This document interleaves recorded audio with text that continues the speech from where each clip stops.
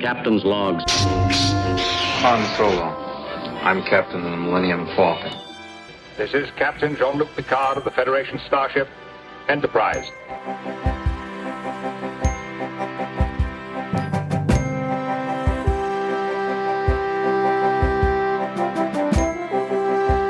Priority 1 message from Starfleet coming in on secured channel. You're listening to Captain's Logs and Lightsabers, part of the Geek News Now podcast network.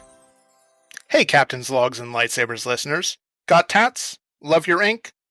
But are you worried that your art will fade over time, and the cost to keep it looking vibrant and fresh gets to be too much? Well, that's where Mad Rabbit comes in. After just one use, you'll see how Mad Rabbit is effective on old and new tattoos. All natural ingredients are used to keep this from feeling oily or greasy. Even better, use promo code CLLPOD and save a whopping 20% on every purchase. Keep your ink looking great and save money. Check it out, madrabbit.com, promo code CLLPOD. Hey, welcome to episode 36 of Captain's Logs and Lightsabers. We are the podcast with Geek News Now that discusses both Star Trek and Star Wars in the same show. My name is Jonathan. I'm one of the hosts. Let me introduce my co-pilot, my number one, if you will, Chris. Hey, how you doing today, Jonathan? I'm doing wonderful, man. How are you? I'm doing quite well. I've been looking forward to recording this episode. We got a lot of good stuff to talk about today. Oh, we really do. This is going to be a packed episode, and we're going to move faster than we usually do through it. So, Definitely. All right, I am ready to go when you are. All right. Why don't you kick us off with how did you geek this week, Chris? Well, I didn't do really any geeking this week except to maybe buy a few things from half-price books. But last week I went to the April edition of Steel City Con, which was obviously a lot of fun. I bought way more things there than I possibly should have. I probably spent about $400, and I'm ashamed to say that. But got a few things that I haven't had before, like I got the Runabout Orinoco from 1994 from Deep Space Nine from Playmates. Nice. I was wanting that. It still works, which is really cool. I also got a Shuttlecraft Goddard, which was in the very first line of Playmates toys in 1992. That right now doesn't work, but I'm going to try to clean up the batteries where it corroded and see if I can get it going. But that was really cool. Got action figures, books, whole bunch of different stuff. And of course, like I had said in previous shows, I finally got to meet Ali Sheedy from Short Circuit and from a whole bunch of other wonderful 80s movies, which was really cool. Didn't really get to say much to her. It's more like in 5 seconds, you just sit down, get a picture, and you go. Yeah. But still, it was a lot of fun. It was a blast. So what did you say? Did you get a chance to say anything to her at all? Not really. All I said to her was, "Hi, how are you doing?" That's about it. And nice to meet you. Have a good, enjoy the show or something. Yeah. Like that. It's very much wham bam. Thank you, ma'am. Exactly. I mean, I could have paid extra money to go to her table, but I'm one of those really shy introverts, and I have a really hard time talking to people about celebrities, stuff like that. Yeah. So I just kind of got the picture, and that was kind of enough for me. Yeah, and especially somebody who you've had a crush on for your, most of your life. Exactly. So it all worked out. It was perfectly fine for me. I just got to get a frame for it and hang it up somewhere, and that'll be good to go. But that's really how I've geeked in the last literally 2 weeks at this point. So how about you? What have you been doing to geek? Well, I guess you could call this geeking. So my wife and I have had dogs pretty much since a year after we bought our house, we got our first dog. A couple years after we got her, we got a puppy, and we raised him, and he's been with us almost 11 years. No, definitely 11 years. But we decided that we were ready for some more animals, and rather than getting another dog, because I think with having the one we've had for so long, Kylie doesn't think she can go through losing another dog, after we lose this one. And we decided to adopt a couple kittens. Very nice. So we got 2 5-month-old kittens. They're a bonded pair, which is, if you've ever had bonded kittens, you know they are very rambunctious and they keep each other occupied, but they also like to get into trouble together. Oh, really? I believe it. Uh-huh. Uh-huh. So we had, long story short, we had went to PetSmart and I wanted to get some treats for our dog, and Kylie wandered into the cat room and there was this kitten there. She was named Apple, and she was just really, really cute, really adorable, really good markings. And she like Kylie was really they were getting comfortable. So I put in an application for her and also for her bonded litter mate who was named Mango. Mhm. Unfortunately, Apple and Mango had an application that came in before ours and was approved, and it was a finalized adoption. So we worked with the shelter and found 2 more kittens who were a bonded pair. They were named Strauss and Verdi. But we decided that, and no shade on the classic composers at all, but we decided we wanted to give them some geeky names. So we called them Ahsoka and Padme. Nice. Perfect name. Yep. And we were always going to name the one Ahsoka if we got one. But Mhm. then I decided, when we decided we were getting 2, we figured who other than Padme, because they were friends during the Clone Wars, right? Absolutely, yes. So yeah, we adopted 2 kittens, so we now have 8 more paws in our family. That's wonderful. Well, congratulations to you guys for your growing family. That's awesome. Thanks. And cats will definitely keep you busy because they're always into something. This is true. Mhm. I found that out really quick. Yeah. Now, are they sleeping with you guys yet? Yes, and they will wander up to our room and they'll hop on the bed, but they won't stay there all night necessarily. Mm-hmm. Okay. Well, yeah, most of the time, a lot of times they'll usually get up to go to the bathroom or grab a little bite to eat or something, but then they'll come back and then they're right next to you by the time you wake up. Yep, pretty much. Yeah. Yeah, as you know, we have 9 cats and at least 5 of them are in bed with us at night. I can't imagine. But you know what? Honestly, your 5 cats probably take up less room than 2 kittens and a dog right now. Probably. Yeah, they move, like I said, they move around. They have their little rituals. Our oldest, Parker, just kind of, he comes into bed, lays with Brandy for a little bit, then jumps down, and then he comes back periodically throughout the night. It's like this ritual he's developed over the last decade. Yours will do that too, trust me. Oh, I'm sure. But there's sometimes there's nothing better than having an animal just snuggling up right against you, and then they're purring, and oh yeah, they're wonderful. So congrats to you guys. That's great. Thank you. All right, so do you want to move the ship out of the asteroid field so that we can send a clear transmission? Captain, incoming message. Captain, I have good news. Talk about some news? Absolutely. So just a few little odds and ends here. I'm going to save the biggest piece of news that I found for last. But how many of you out there really love your cup of coffee in the morning and you have to have it? I'm definitely one of those people. And it looks like Star Trek is going to be moving into the coffee business. Essentially, it was reported on trekmovie.com back on April 7th. So there's a company out there called Pop Culture Coffee, and they've announced that they're going to be creating a limited edition Star Trek branded coffee. So there are several different flavors that are going to be out there. There's Captain's Choice, which has Captain Kirk on it from the original series. And it's a medium roast that's going to be made. And then they have one with Spock on it as well. That's called Vulcan Vanilla. That sounds like that'll be a pretty good one. I don't see any hazelnut, but hey, whatever. That one's my favorite.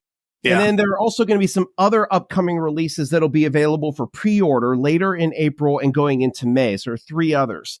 There's Klingon Raktajino, which is a brown sugar roast, which is going to have Worf on the front of it. Yes, please. That one sounds really good.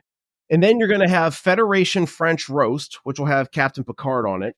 So it's just kind of odd. You would think because he's a tea drinker, they could make a tea or something for him. But whatever. But he's French, I guess. So I guess it works. Yeah. And then, of course, the Borg have to get highlighted at some point here. So they're going to have a Borg blend, which is a light roast highlighting the Borg Queen. It's kind of ironic that the Borg are going to be representing a light roast. You know how rough and hard they are, but hey, whatever. And then apparently, here's one. So there's one. You can't have Star Trek coffee without Captain Janeway, right? Of course. There's coffee in that nebula. It's iconic. So they're going to be making one for her. It's called Janeway's Java Jolt. So I guess she's getting the Borg one that I thought would fit better. You know, but so there's going to be about 5 or 6 different Star Trek coffees that are going to be released here. And again, the people that are releasing this, it's called Pop Culture Coffee. So it looks like here that both these are going to be priced at $17.99 for a 12-ounce bag. And they will be ready to arrive starting May 12th, and they can be pre-ordered at popculturecoffee.com. Yeah, $17 a bag for 12 ounces. That's about what a lot of the licensed coffees go for on because there's Bones Coffee, which has a lot of exclusive licenses. They have, they often get a lot of Disney stuff. They get Marvel stuff. Yeah, it's about 12 ounces for $17 from them. And there's a couple other brands out there that are a little less, but yeah, that's about average. Oh, absolutely. Definitely. Yeah. First, when I saw that, I was kind of saying to myself, wow, that's a lot for coffee, but I'm used to buying Walmart coffee for $4. You know, so I'm kind of like, okay, $4 versus $17.99. Okay.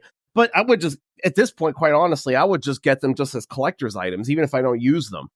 In my office, which is Star Trek theme at my practice, I have my own coffee pot, and having them displayed around my coffee would just fit the decor. There you go. You know, so that's always worth a shot. But I mean, it'll be great to at least try them. So maybe that's something that we can do. Maybe we can each order a bag and review it on the show down the line. All right, you know what? I wonder if we can reach out to Pop Culture Coffee and see if we can get a donation or, something, get a bag or two in exchange for reviewing it on the show. I think we can do that.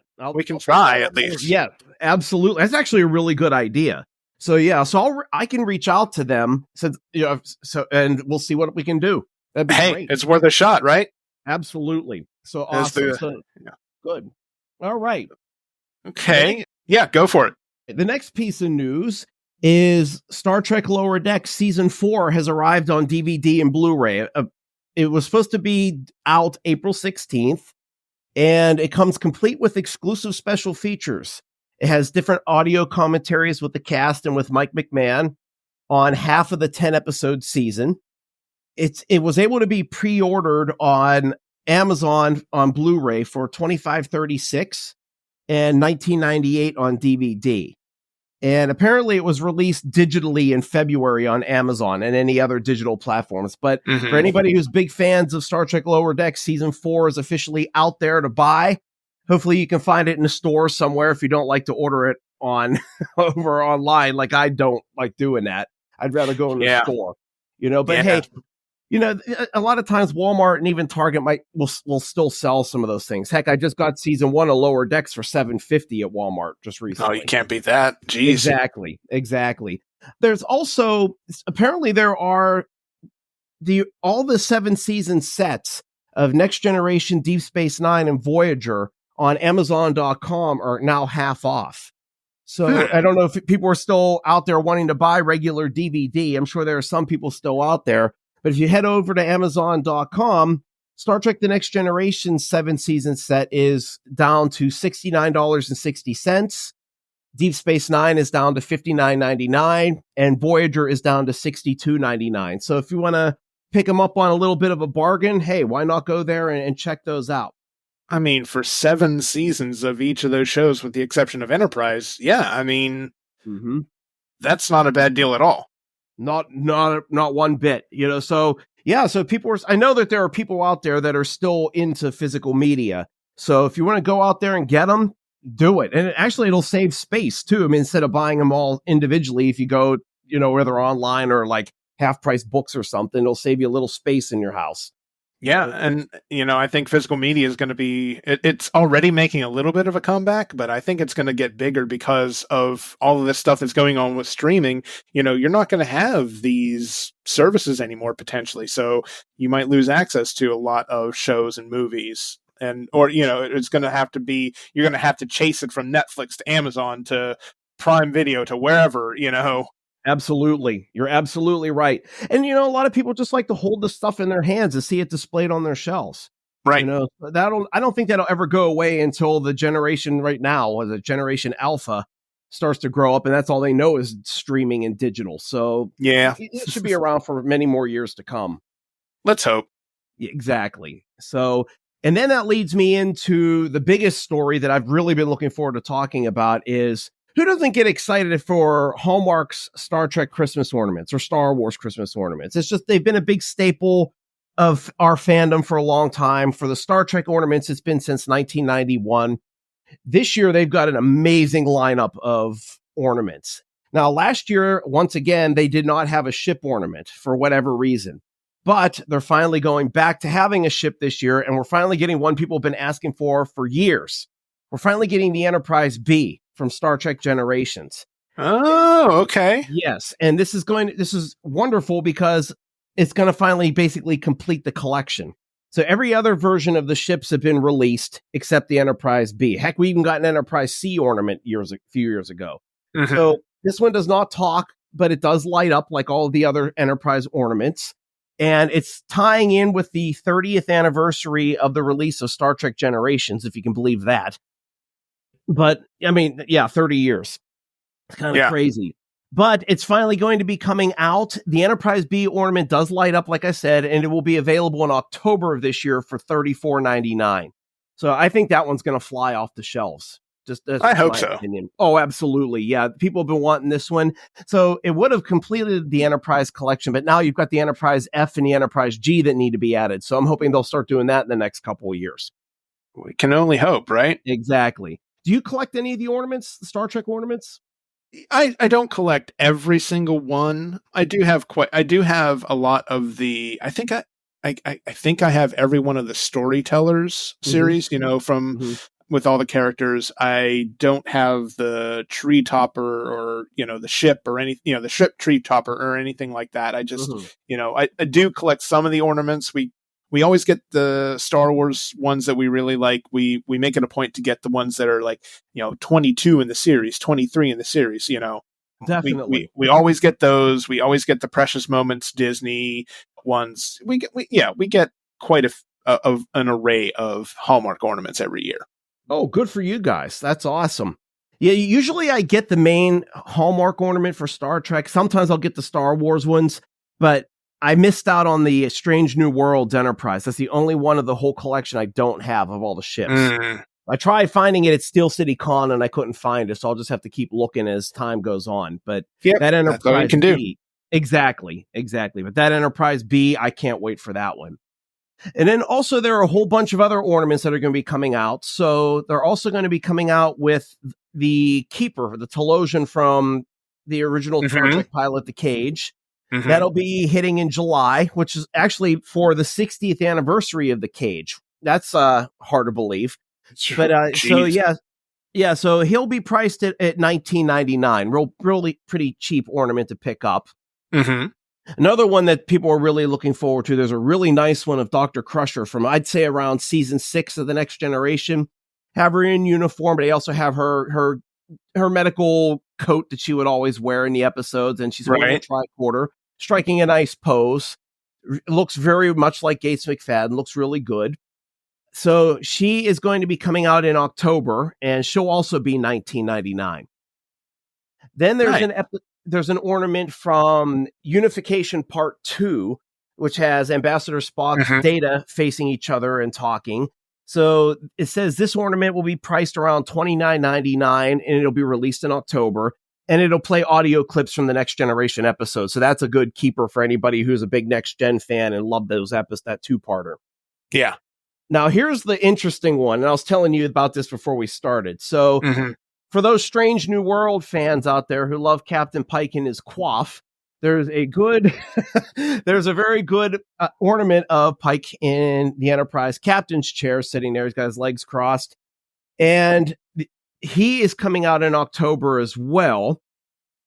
And let's see here. So he'll be out in October, and he is going to be $21.99, and there will be Strange New World audio clips. Now, the interesting thing about this ornament, and a lot of people have been commenting it online, he is staring bug-eyed straight ahead, as though he's like peering into your brain. It looks like he's like high on drugs or something. Like everybody's commenting about how scary the face looks because of these bugged out eyeballs. I don't know why they would make the ornament look like that, but I don't know. It's going to be interesting. People are going to be commenting on that one for quite a while. Oh, yeah. People are probably going to buy this one just because he's got that spaced out look. Oh, I'm sure. And usually you don't really get a whole lot of complaints about the sculpts on the Hallmark ornaments. They're usually pretty good. Exactly. Go to trekcore.com after the show and go down and look at the link for this story, and you'll see the eyeballs. There's a huge picture of it. So you'll see it for yourself. All right. It's pretty wild. And then there are a couple more mini figures or mini ornaments that are going to be coming out to add to their collection as well. So there's one of Spock from Star Trek The Motion Picture that'll be coming out. And let's see here. That one will be $9.99 and out in October. And then there's a miniature version of the refit Enterprise from Star Trek The Motion Picture as well. So this will kind of be like the second series in the Enterprise miniatures, because last year they had an original one from the original series. So that one will be coming out as well, and that will be at $10.99, and that will also be out in October. Nice. And then, just as a little side note, it's not necessarily Star Trek, but it's kind of Star Trek. Do you ever watch Galaxy Quest? Oh, absolutely. I love that movie. Absolutely. Good movie. Obviously a parody of Star Trek, and it's got a cult following. People love the movie to this day. Well, they're releasing an ornament of the NSEA Protector. Very nice. This is going to be really cool. So, surprisingly, this is the 25th anniversary of Galaxy Quest. Which is so time flies, man. It sure does. It sure does. So that will be out in October, and it'll be $24.99. I don't see any news on what it does and whether or not it lights up, talks, or both. But that will be a great addition to any Star Trek collection, if anybody's interested in that. So, but that's my news roundup so far for Star Trek. I'm sure there'll be a lot more stuff coming up in the next few months. Oh, I'm sure. All right, let's go to talk about some news / trailers from the Star Wars side of things. So we got a trailer a couple weeks ago for Tales of the Empire. It is in the same style of animation as the Clone Wars and the Bad Batch. If you remember the Tales of the Jedi that we got a couple years ago, this is basically the follow-up to that. It's kind of, while we wait for more Tales of the Jedi, we're getting Tales of the Empire. And I would love to see like Bounty Hunter Tales or, something like that. Also in addition to this, I would love to see like get more and more of these things, because they remind me of the anthology books that I read growing up that had, Tales from Jabba's Palace, Tales of the Bounty Hunters, Tales of the Empire was a book too. Tales of the Jedi was a book. So there were all these like short anthology stories, and this is what that reminds me of. So yeah, I'm really excited that we're getting even more content of this type. So the episodes heavily feature Grand Admiral Thrawn, Morgan Elsbeth, who was in the Ahsoka series and previously in The Mandalorian, the episode that also introduced Ahsoka, introduced her. So it's like we're going to get her history and her past before we see her in Ahsoka. So we might get to see some of her days with the Nite sisters or something like that, which would be kind of cool. The other major character that we got in the trailer was Barriss Offee, who is the Jedi Padawan who basically bombed Coruscant and blamed it on Ahsoka, which got her, it led her to the trial when she left the Jedi Order. So we're actually going to get Barris's story, and it looks like she becomes an Inquisitor, which I thought was really a cool fate for her. So, That's really, wow. yeah, Okay. yeah. So you did see that trailer, right? I saw the trailer, but I must have missed that part. I know Barriss Offee was in the trailer, and it kind of made me just want to rewatch that whole arc with Ahsoka and the trial. I just watched it over the weekend, and Nice. so I knew she was going to play into it somehow. But the thought of her becoming an Inquisitor, I didn't piece that together. So that's going to be really cool to see. Yeah, I'm really excited for it, and we get all of those episodes are going to drop all at once on Disney Plus on May the 4th, the same day that you and I and several others are going to be taking in a baseball game. Yes, we're going to be going to PNC Park for a Star Wars night, Saturday, May 4th, 4:05 game, and we're going with my Star Trek ship, the USS Stella Parada. It's going to be a lot of fun. I'm really excited. This is a side note about you meeting the crew. You're going to have a blast because they're a lot of fun. Nice. I can't wait. This is going to be exciting. Yeah. Yeah. I kind of have my eyes on that hot dog with the pierogies and the pulled. Yes. Was it the pierogies and the roast beef? I think, isn't it? Yes. Yeah, I believe so. Just so you know, the tickets come with a $10 food voucher. Oh my goodness. Okay. That was the perk of us all going as a group. Nice. That's actually really cool that the Pirates did that for the group. Yes, absolutely. So our Star Wars day is going to be very busy this year, without a doubt. For sure. Yeah. Well, at least we'll be able to wake up in the morning, watch Tales of the Empire, and then, head into the city for an afternoon game. Absolutely. It's going to be a blast. Can't wait. Yep. All right. So that's really all the news that I have from the Star Wars side of things. Don't get technical with me. Logic is the beginning of the wisdom of Barriss, not the end. A Jedi uses the Force for knowledge and defense. Let's move on to our feature discussion here for this episode, and that is Chris and I are I don't know, I can't believe we're saying this, but Chris and I are really, really enjoying Discovery Season 5. Very much so. Never thought that would fly out of my mouth, believe me. So, Chris, why don't you recap for the audience, and especially people who are joining us for the first time, what your thoughts were on Discovery and why you kind of stopped watching it. Okay. So I've always enjoyed all versions of Star Trek. But part of what that was is because it all fit into a continuity. It felt like a long story with all the series and movies. Discovery, for the first time, took me out of it. It was supposed to be this prequel 10 years from the original series, and it just didn't fit to me. The technology was more advanced than Next Generation. The uniforms didn't fit. The stories arcs didn't make sense. The Klingons looked absolutely ridiculous. And it just got to the point where every time I would watch it for what it was supposed to be, my brain would pull me out of it. And it always felt like something alternate. So it had nothing to do with the cast or the characters or anything. I actually enjoy the cast and the characters very, very much. And when I would watch the earlier episodes, it felt like I was enjoying science fiction, but not a Star Trek show. Mm-hmm. So I finally, as time went on, I just faded out of it and became very cold and callous toward the show. So this year, they decided they were going to have some big treasure hunt kind of story, which I thought was kind of interesting. And there were rumors going around that it was going to tie in to a 6-season episode of The Next Generation called The Chase, where we find out there was a race of beings billions of years ago that seeded a lot of M-class worlds throughout the galaxy. And that's where our humanoid life essentially came from. So it kind of piqued my interest. But even then I was kind of like, you know what? It's Discovery. I'm not going to watch it until our last episode that we recorded together of this show. And I decided, okay, if we're going to watch it and we're going to review it for CLL, I'll do it. I'll give it another shot. So I did. And these first 4 episodes I've been very impressed with. They're excellent.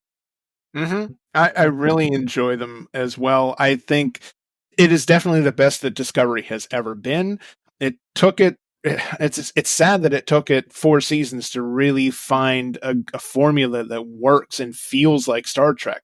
I know they were kind of building towards it with moving Discovery, beyond the latest time in the Federation that we were aware of, which is what, the 25th century? It's the 32nd century now. But previously Star Trek had only gone to the 25th century, correct? Yes, because Picard just entered the 25th century. Now, this is farther than any other Star Trek series has gone, right. So it's a clean slate. They can do what they want. Yeah, so this is 32nd century. Okay. Yeah. Mm-hmm. Yeah, so basically, they can write Trek canon however they want to because of where this show is taking place. But I'm really, really into the treasure hunt vibe. It feels like an Indiana Jones movie, or a serialized adventure film like Sahara, or heck, even the National Treasure films. Mm-hmm. It kind of feels like that, just on a much larger scale. And again, there are. We've got some pretty intriguing villains in the series. They basically, do they want to use the MacGuffin themselves, or are they trying to just sell it to the highest bidder? That one I'm trying to figure out. I think they want to learn the secrets of what the MacGuffin will lead to, what the technology will be. That's pretty much the vibe I'm getting, and they're kind of hoping that maybe that once they use the MacGuffin and they find the technology, they can use it to save lives, extend the lifespan, things like that. It's kind of what it comes up to in the last 4 episodes. Okay. But, okay. But it does definitely have a Rise of Skywalker kind of feel to it. Yeah, but better not written. I'm not saying in a bad way. I'm not putting that down. I love the sequel. I know. But yeah, that's kind of what that reminded me of, because people complained about the MacGuffin in Rise of Skywalker. But I mean, you need stuff like that sometimes to just kind of move the plot along. It's not the end of the world, Right, but this is a little bit more compelling than some dagger that can lead to ancient Sith secrets that happen to be on the second Death Star. Absolutely. I know. I know. You have your feelings. I'm still traumatized from that movie. I gotcha. But yeah, you're right. Because I mean, this ties into Star Trek history and fills in a little bit more about this ancient race. And what I liked about this story arc too is that when they did the chase, it made it sound like there was just DNA on certain worlds: Earth, Kronos, Vulcan, Cardassia, that kind of stuff. But now they're saying it basically seeded the entire galaxy. So that kind of bumps it up a little bit to now the whole galaxy's basically, united as kind of a race. Yeah. But I mean, it's still like, how did the Trill factor into this? Is it that just they happened because, the humanoid life was seeded on Trill, but were the symbiotes already there? That's a very good question. And how did they develop that symbiotic relationship? How did they figure out, let's join with this worm-like creature and, we can preserve memories and stuff for, generations. Yeah, exactly. Yeah, it's weird to kind of think about it. And it's weird for me to kind of put it in a different spot, because me as a Christian, I don't believe in evolution. So it's for me to kind of shift my brain into how this arc kind of works, that we were all seeded billions of years ago. It's kind of foreign for me. So you're right. So those kind of questions come up, like, how did this work? How did that work? Who'd have thought we were talking about how, symbiotic species work in Star Trek, right?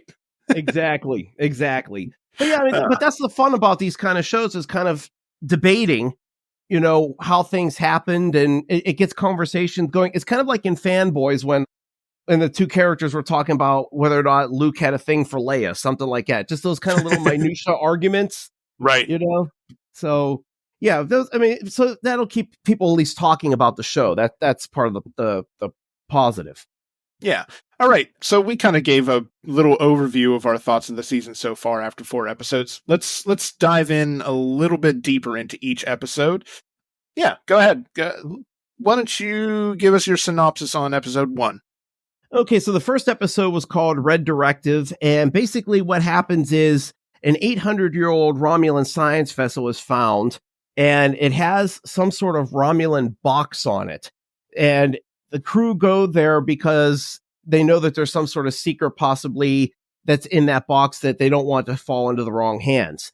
And there are two villains named Locke and Maul, who are going to be our villains for the season, who managed to take the box. And then they went to a planet, I believe it was called Kumal. And they met with an android, a Song-type android named Fred, who was actually able to open the box and find some sort of diary in it with a sketch. It basically kind of talks about the location of where, or a plan of how to find this technology, this ancient technology that no one really seems to know a whole lot about. So Tilly is hacking into the database during the entire episode, trying to figure out what the item is. And they find out it, again, is about some sort of ancient technology and that it's hidden in, quote, the shadow of twin moons. So the Discovery finally find Locke and Maul on this planet. Fred is destroyed, or at least deactivated. And they try to go after them to try to get the item. And there's this big speeder chase on the planet. And Locke and Maul end up causing some sort of avalanche or something to try to stop Book and Burnham from trying to get the item. And so Discovery and the USS Antares, which Captain Raynor is commanding, I guess Raynor gets it into his head of, why don't we crash the ships into the planet using our shields to try to stop the avalanche and save the inhabitants there of Tatooine. Oh, I'm sorry. I mean, You're not sorry at all. Don't lie to me. And you were thinking it too. Don't deny it when you were watching that episode. Moisture evaporators I saw some on there. Come on. But anyway, they crashed the ship into the planet and stopped the avalanche and saved the people. And so we find out from an older Starfleet admiral that this technology has been known about, and that there was a Romulan. If you watch the episode The Chase, there's a group of Romulans that are on that ancient planet. And one of them, they say, is a Romulan doctor named Dr. Velik, who knew about this ancient race called the Progenitors. And the diary is the first piece of finding the device that created life. So that's what sets up the rest of the story arc for this year, is to find this device. And apparently all this information in Starfleet has been classified for centuries for obvious reasons. And so the twin moons that they were talking about earlier in the episode, through discussion, they realize it's in a system, I believe it's called the Valine system. And so that's where they head to find the first part of the map to try to figure out where this device is at. So I really loved this episode. It really opened up the season very well. It was very action adventure with the speeder chase. We actually got a lot of little nuggets from Star Trek's past about, Fred. So apparently the Song androids must have started being made maybe a little bit more en masse after Picard season 3.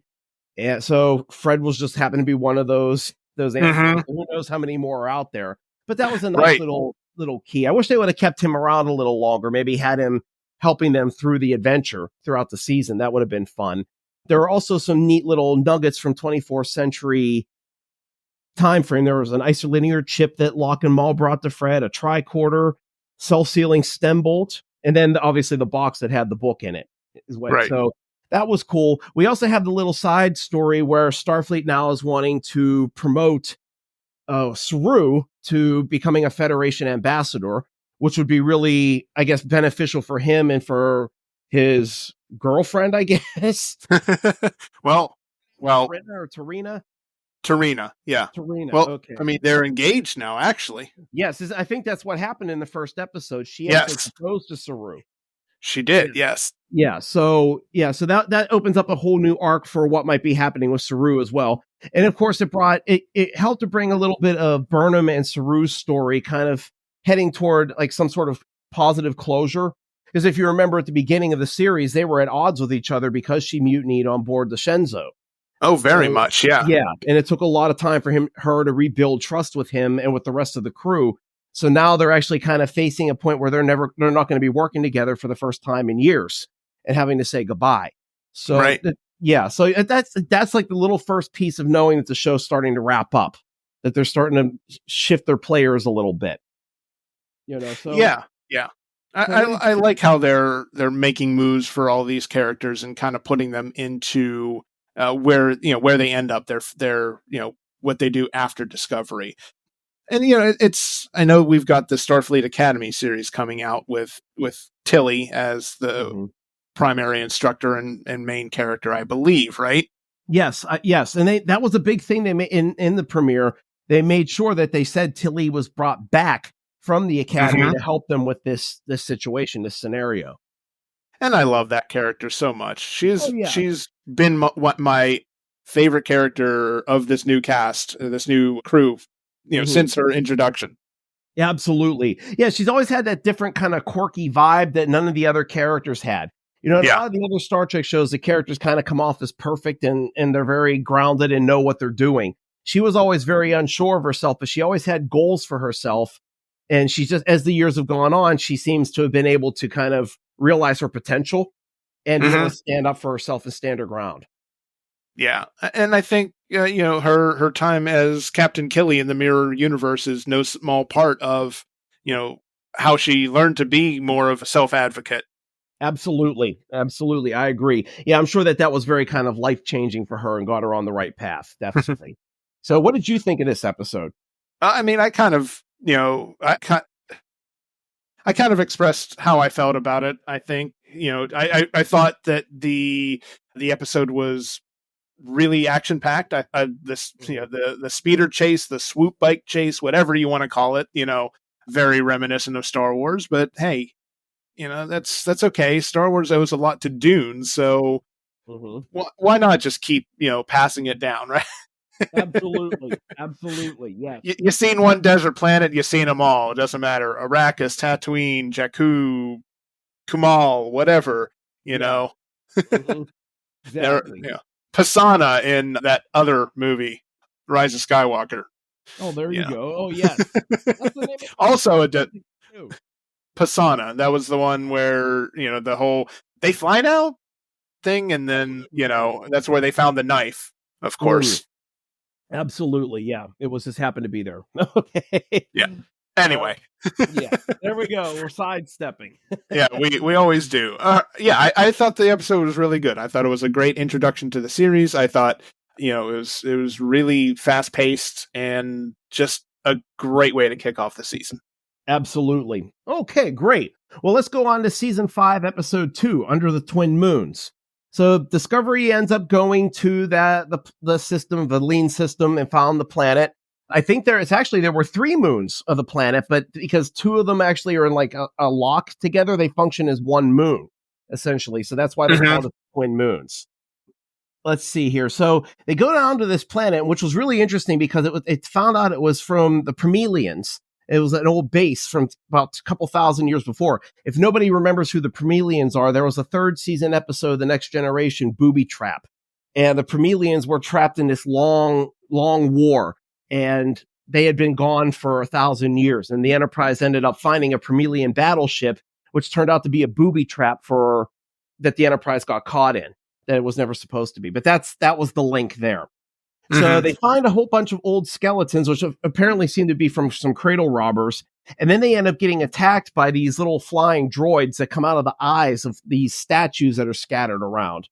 And so apparently what ended up happening was Burnham overloaded a phaser inside the head where the eyes were at and was able to destroy the power source. So they were able to get away from the droids. They end up finding these different pillars, and they find what seems to be ancient writing, and they use some sort of Romulan device to be able to kind of help them to reconstruct this poem, apparently. And there were like 5 stanzas, but they were able to get all of them, but I believe the 4th one.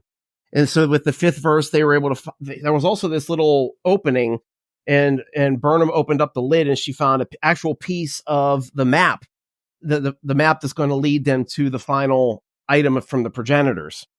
So they 3D painted the symbol in the diary, and they were able to actually put the piece together. So now they're going to be able to assemble the map.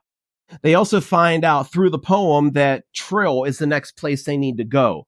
And there's another place they need to go to, which is Beta Z, and Locke and Maul ended up not knowing about the other stanza that they found. So they end up going to Beta Z while they end up going to Trill. And then there's another side story going on about how Book thinks that he can try to find a way to talk down Maul and Locke, but he wasn't, for a while, he wasn't able to trace them, but he was finally able to make contact.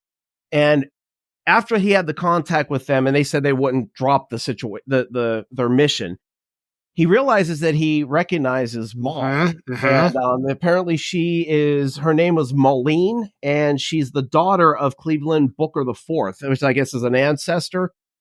So there's some sort of connection between the two of them. But that's really about as far as it played out.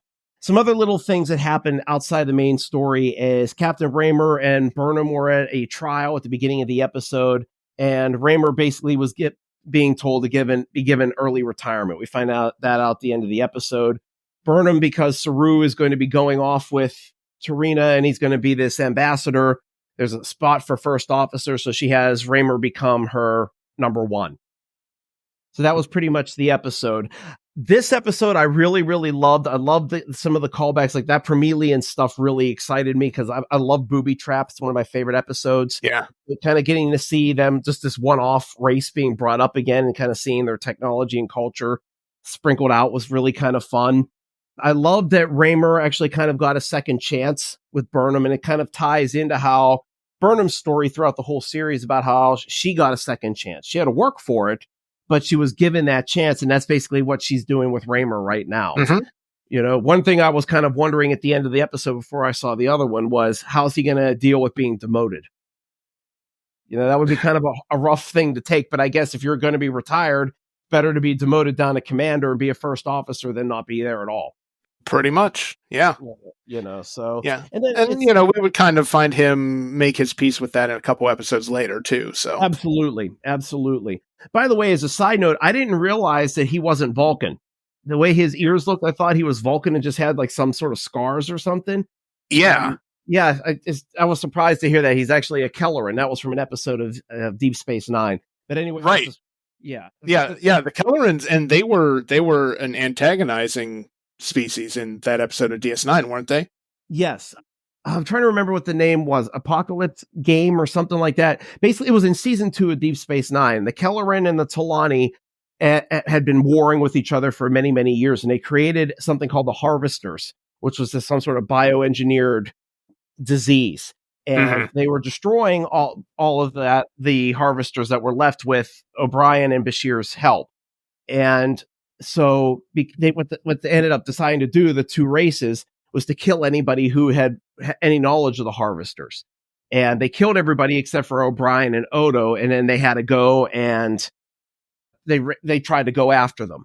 Basically, that was the whole point of the episode. So yeah, I think it was called, actually, Armageddon Game, I think was the name of the episode. But yeah, that was it. And I didn't know that. So that's how out of touch with Discovery I've been. But so that was cool. But I thought it was a great episode. The droid attack was a lot of fun. Them actually figuring out the poem and being able to scan all the old writing, that was really neat. And then seeing that Book has a connection to Maul, that'll be interesting to see how that plays out. So yeah, and whether he, I don't know whether whether he can convince them or not to drop what they're doing, or if he thinks he's convinced them and then they turn around and double cross him. Yeah, I'm interested to see what happens. Absolutely. I just hope it doesn't end with his death. Yes, exactly. I agree with you on that. So you have any other thoughts about this episode? I thought it was a lot of fun, and I second your excitement over all the Easter eggs from TNG and from the 24th century in general, because it's nice to see those callbacks to the Trek that for you especially that's your favorite series. Yes, absolutely. So getting to see a few nuggets, and just the whole thing, this whole season is based on Next Generation essentially. Just kind of makes it extra fun, definitely. So now, going into the next episode, Season 5, Episode 3, Janal. This is definitely heavily Deep Space Nine oriented. So we find out, this was interesting. So they find a pattern of spots on the piece of the map that they found in the previous episode. And they said that the churl spots are actually unique, just like a fingerprint. And they find out that the person who had this item was named Janal Bix, and he was alive 800 years ago. They find out that the Bix symbiont is still alive in an individual named Lazara Bix. So they end up going to Trill and to talk to the Guardians to see if they can have any contact with this Lazara lady. So they make contact with a previous character, Guardian Z, and he gives them some sort of like code or something to do with the poem that we had just talked about. And Burnham gives the answer. So they end up going down the Trill.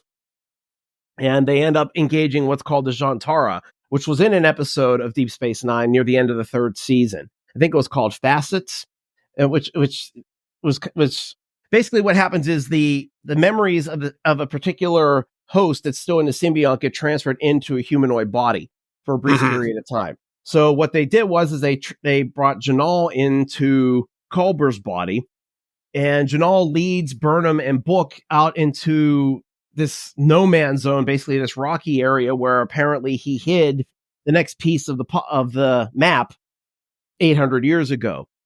Well, and they end up getting attacked by a couple big Star Wars creatures. Yeah, that basically were trying to kill them, and eventually what ends up happening is his Book ends up using the Force or his telepathy to be able to reason with them and let these creatures know that they don't mean any harm. And Book and Burnham realize that these two are protecting their eggs. So it makes sense that they were attacking. So, but basically Janal had just kind of led them a little bit on a wild goose chase just to kind of see if he could trust them and see if they were actually good people. So then he was able to actually give them the piece of the map. And let's see, I'm trying to see what else here. So, and then the other part of the episode that was going on, Adira Tal ended up going and meeting with Gray down in Trill, and basically they kind of talked about how hard it was to have their relationship back and forth, I guess long distance the way it was. So they decided to break up, but they said they were going to remain really good friends. That was a big piece. And then there was another part of the story where Saru was talking about the wedding announcement that he and Tarina were supposed to put out. And she has some sort of aide that doesn't seem to be really supportive of the relationship. And so he basically pulls Saru aside and says that he's affecting Tarina's political career, which kind of leads to Saru wondering if they should hold off their engagement or even break up. And they have their Vulcan equivalent of some argument, I guess. And but they end up realizing that they need to be together and that they need to put the announcement out. And then there was the whole thing about Rayner that was trying to interview and try to get to know the crew in his own way by having them talk about their lives in 20 seconds or in 20 words, something to that effect. And Tilly finally got in his face about it, about how disrespectful he was, and kind of led him through the episode to kind of realize better ways to be able to earn the respect of the crew rather than being nasty to them and treating them like automatons. 30-second interviews in 21 words or less. Yeah, it was very, this was probably my favorite episode of the whole season so far. Just having all that tie into Deep Space Nine with the Trill and the Jantara. And you had like 4 different stories going on in it, and it all meshed very, very well. It really did. I don't know who the writer's room is on this season, but they are nailing it. Yes. Mm-hmm. Yeah. I mean, and again, you and I talked about this before we started recording. The characters are all seem to have a role in things that they need to do, whether they're helping with this big story, trying to find the device, or they're doing little side things that are still affecting the story. It's not the Michael Burnham show this season. It's everybody is contributing. Yes and no. I still think a lot of the bridge crew really aren't getting much screen time or much really, they really, their role really isn't high stakes. It's basically, they're there to keep the ship moving towards its, eventual target, but they're not really getting their own stories, which is kind of a shame. Right. It is a shame, but I see them more as like secondary or tertiary characters. So, but I would say the main regulars actually seem to be all contributing and having some sort of unique role this season. Yeah. Outside of just being like, oh, we're just going to listen to Michael Burnham. So, but yeah, I agree with you. I think some of those bridge crews, if they could flesh them out a little bit, maybe as the season goes on, we'll get a little bit more so that since the show's ending, a little something. Maybe, hopefully. So, yeah. All right. That leads us into episode 4, which is Face the Strange. So this is the episode that kind of took a little detour from the main story, but it was really good. So basically the ship I forgot to mention this in Janal, at the end of the episode, a little device is placed on TotE by Maul. They ended up finding them on Trill. They figured it out. So this little device ends up coming loose off of TotE, and it turns into some sort of like spider-like bug. And it's kind of going through the whole ship, and it starts to disrupt the systems. And I guess what it does is it fractures the ship to the point where it kind of, they flash through different time periods at random after like 15 minutes or something to that effect. And so we go back to the time where they're still in the 23rd century. We go actually past the point where a few years after this episode is supposed to take place, we find out that the Federation actually is destroyed by the Progenitor's weapon. And so Rayner and Burnham realize that they need to make sure that doesn't happen. So they actually have to work with kind of their past, or at least Burnham has to work with her past crew to get them to trust her so that they can destroy this time bug, I think is what they call it, a time bug, so that way they can stop the fracture of the ship and they can move forward with their mission. So yeah, I thought it was a really good episode. I consider it probably the filler episode of the season because it took that little detour, but it doesn't mean it was a bad episode. It was actually very interesting. And it reminded me instantly of a 7th season episode of Voyager called Shattered, where the ship is actually struck by some sort of electromagnetic bolt or whatever, and it literally fractured the ship into different time periods. And they would be able to cross into the different time periods. And it kind of basically explored all 7 years of the show. And that's kind of like what we got here. But I think that was really good because it helped to get people like me who haven't watched the show in a while kind of reintroduced to what the show was about. And right. How far it's come along based on this season. Yeah. And I loved how this episode did go back to season 1 of Discovery. And, it was Michael had to try and convince the crew who only knew her as the mutineer that she was trying to save basically the Federation, save the ship, save all of the world that we know. But she used her knowledge that she'd gained from interacting with these crew members over the years to finally, to really convince them that she was from the future and she was no longer a mutineer. She was no longer trying to undermine the ship. Yes, absolutely. Absolutely. And go ahead.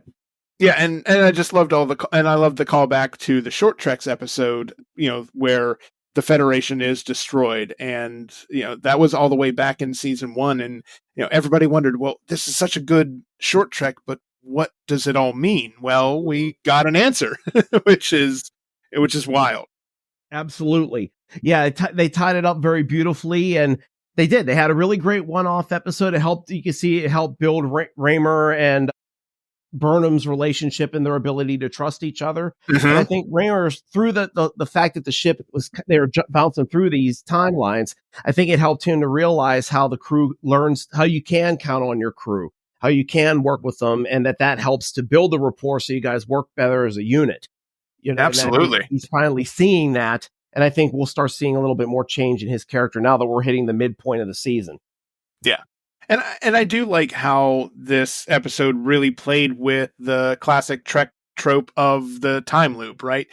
Where every time that they jumped into a different time, it was a different length of time that they had to spend there before it would shift again. And it was like almost, what was it, like a helix pattern ultimately is what they've figured out, that the when they were on the outside, like the outside arc, the wider arc, they had more time, and as it got closer to the center, they had less time in that time period. So it was a clever way to change up expectations. Absolutely. So I don't know what the next episode's going to be about, but I can't wait until Thursday now to watch it.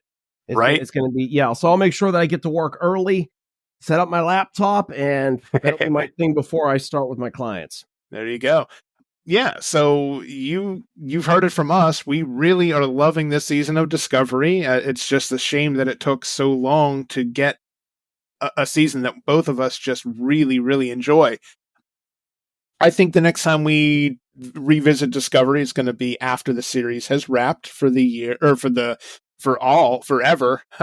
Once it airs its final episode, I think we'll get back together and talk about our thoughts on that. So I think by then we'll also have some Star Trek or some Star Wars content to talk about in the form of Tales of the Empire. So yeah, I think we'll probably come back and discuss both of those in a future episode. Chris, any final thoughts on Discovery Season 5 so far? Not really any more than I've just said. I just can't wait to see how the next 6 episodes come into play. I can't wait to see what this device is going to be like, and how it's going to affect the ending of the series. Is it going to cause like a final finality, or is it just going to be, something where they kind of move on and then they have their adventures off screen that we just won't see anymore? Ooh, maybe they'll take the device and put it in a giant wooden crate and put it in a warehouse that is 10 miles long. That would be a great idea. Oh, wait, that was that other movie, Raiders of the Lost Ark, right? Yes, you got it. You got it. Hey, you never know. You never know what they'll do. So I wanted to actually end this episode by talking about the Eclipse real quick. Yeah, go for it. You took a trip to see as close to the totality of the Eclipse as possible, right? No, we were actually in totality completely. Okay. Yeah, so I went with my younger brother and my mother. We went to a small town right outside of Erie so we could avoid all the traffic and chaos. And we ended up just setting up in a church parking lot. It was the 3 of us, my best friends, or my brother's best friend and his family. And we met 2 people from Connellsville that they just kind of showed up. And so we had a beautiful view. We were scared at first because it started getting cloudy right before totality hit, but all out of nowhere it just opened up. It just completely cleared up. So yeah, so we got to watch it through the glasses, watching the moon starting to go in front of the sun. In the 3 minutes of totality, we were actually able to take our glasses off and actually look at it with our bare eyes. Oh, really? Yeah, apparently my younger brother did the research. He said that was actually safe. Huh. So we got to see it, and it was the coolest thing. It was like this big black marble in the sky with this white silhouette around it, with like the flames and stuff. It was the coolest thing to actually see it. Like, I was in awe, almost like when William Shatner went into space and he saw Earth for the first time. Just the miracle of creation and just seeing Earth from a different perspective. That's kind of how it felt to me. It was that moment, just seeing what, again, for me with creation and stuff, what God created and what he was able to show with nature. It was just mind blowing. And it was really cool too, because it was neat watching it starting to get progressively darker and the temperature starting to drop. And by totality, it looked like it was 8:30 at night. That's crazy. People were driving with their headlights on. The only real light that you could see was like in the distance. There was still, it looked like the sun had just gone down over the horizon, and there was that little orange glow of the sky. That was it. So it was mind blowing. The fact that we were able to go and do that we were very lucky to do. I'd like to go do it again in 20 years, but it's not going to be anywhere near Pennsylvania the next time. The closest we'd have to travel is Florida. Yeah, that's a long ways off. Yeah. Yes. Yeah. So, yeah, but I mean, I'll be in my 60s. Hopefully I'll still be able, I'll want to make the trip, but who knows? Right. Now, did you get to see it at all? Unfortunately, no. I was driving home from work at the time of when it was visible and, where I live. And didn't really get to see it because, even if I hadn't been working, it was really overcast and cloudy. So didn't really get to see much of anything at all. Yeah. Well, things happen, right? Yeah. Well, I'm sure you got to see it. Probably got pretty dark. Yeah, it did. It definitely did get dark for a while. And hey, in 20 years, I mean, I'll be in my 60s too. So heck, and we already do visit Florida on a regular basis. So you never know. Yeah, so you'll know the trip. But yeah. Yeah. So cool. Thank you for letting me mention that on the show. Yeah, of course. It was awesome. Of course. I'm glad you got to experience that and, have really an experience of a lifetime. It was. It really was. I mean, to me, that was the closest we're going to get to any kind of like seeing Earth in a different perspective. Just seeing it through the sun and the moon. Yep, absolutely. All right. So I think that's a good place to end this episode of Captain's Logs and Lightsabers, don't you think? Absolutely. All right. So until we get back together to discuss whatever that may be, may the Force be with you. And live long and prosper.